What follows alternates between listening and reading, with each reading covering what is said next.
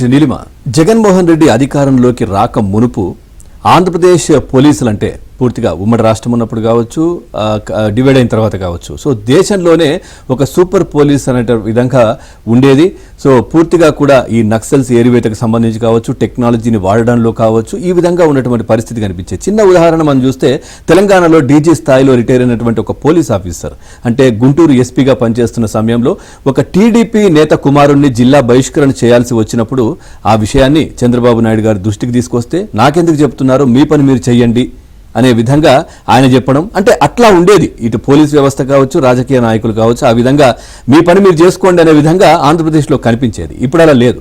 అవును నిజమే.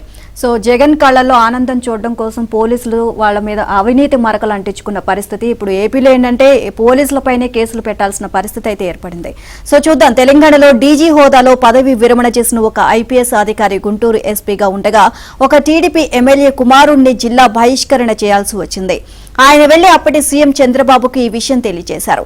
నాకు చెప్పడం ఎందుకు, మీ పని మీరు చేయండి అని చంద్రబాబు సూటిగా చెప్పారు. ఇది ఒకప్పటి పరిస్థితి. ఒకప్పుడు ఏపీ పోలీస్ అంటే దేశానికి ఆదర్శం. నక్సల్స్ ఏరివేతలో సాంకేతికత వినియోగంలో శాంతి భద్రతల పరిరక్షణలో ఏపీ పోలీసు విభాగానికి ప్రత్యేకమైన పేరు గుర్తింపు ఉంది. ఇప్పుడు ఏపీకి కాకికి మరక అంటింది.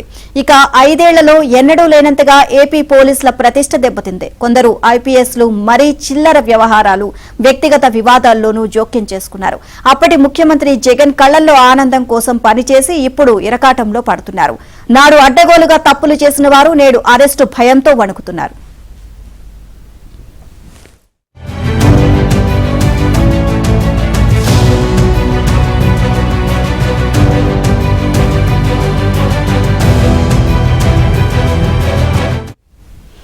నాటి సీఎం జగన్ కళ్లల్లో ఆనందం కోసం కొందరు ఐపీఎస్ అధికారులు వైపీఎస్లుగా మారిపోయారు.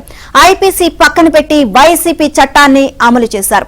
ఇక కూటమి సర్కార్ రాకతో నాటి అరాచక ఐపీఎస్లపై కుప్పలు తెప్పలుగా ఫిర్యాదులు అందుతున్నాయి. దీంతో ప్రభుత్వం పోలీస్ అధికారులపైనే ఎఫ్ఐఆర్లు నమోదు చేయాల్సిన పరిస్థితి ఏర్పడింది. వారు ఇప్పుడు నిందితులుగా కోర్టు బోను ఎక్కుతున్నారు. ఇలాంటి వారు రేపో మాపో అరెస్ట్ అయి జ్యుడిషియల్ రిమాండ్కు వెళ్లినా ఆశ్చర్యం లేదని సీనియర్ రిటైర్ ఐపీఎస్లు వ్యాఖ్యానిస్తున్నారు. ఓవరాల్ గా అంశానికి సంబంధించి మరింత సమాచారాన్ని మా కరెస్పాండెంట్ పూర్ణ అందిస్తారు. పూర్ణ, గత జగన్మోహన్ రెడ్డి అధికారంలో ఉన్న సమయంలో పనిచేసినటువంటి పోలీసులందరిపైన కూడా అంటే ఐపీఎస్ ఐఏఎస్ అని చూడకుండా అందరిపైన కూడా ఇప్పుడు కేసులు పెట్టాల్సినటువంటి పరిస్థితులు. ఎందుకంటే జగన్ కళ్ళల్లో ఆనందం కోసం వాళ్ళు ఆయనకు నచ్చినట్టుగా చాలా అరాచకాలు చేసిన పరిస్థితి ఒక్కొక్కటిగా బయటకు వస్తా ఉన్నాయి. పూర్తి డీటెయిల్స్ ఏంటి? జగన్ ఏదైతే ప్రధానంగా చూస్తే కనుక ఒకప్పుడు ఆంధ్రప్రదేశ్ పోలీసులు అంటే నాకు ప్రజల్లోనూ దేశవ్యాప్తంగా కూడా ఎంతో దూరం ఉండేది, ఎంతో పేరు ప్రతిష్టలు కూడా ఉండేవి. కానీ గడిచిన 5 ఏళ్లలో ఆ పేరు ప్రతిష్టలతో పాటు పోలీసులు కూడా మొత్తం కూడా మసకబారైపోయిన పరిస్థితి నెలకొందని చెప్పుకోవచ్చు. ఎందుకంటే వాళ్ళ ప్రతిష్ట అంతా కూడా గాల్లో కలిసిపోయిందని చెప్పుకోవచ్చు. ఎందుకంటే ఐపీఎస్ అనే పదానికి అర్థం మార్చేసి వైఎస్ఆర్ ఐపీఎస్ గా మొత్తం కూడా వీళ్ళంతా పనిచేస్తున్న పరిస్థితి నెలకొందని చెప్పుకోవచ్చు. ఎందుకంటే ఎక్కడ చూసినా కూడా ఏదైతే వైసీపీ నాయకులు చెప్పు చేతల్లో మొత్తం కూడా ఈ ఐపీఎస్ అధికారులు పనిచేయడం కూడా మొదలుపెట్టిన పరిస్థితి మనం గడిచిన 5 ఏళ్లలో చూసుకోవచ్చు. ఏదైతే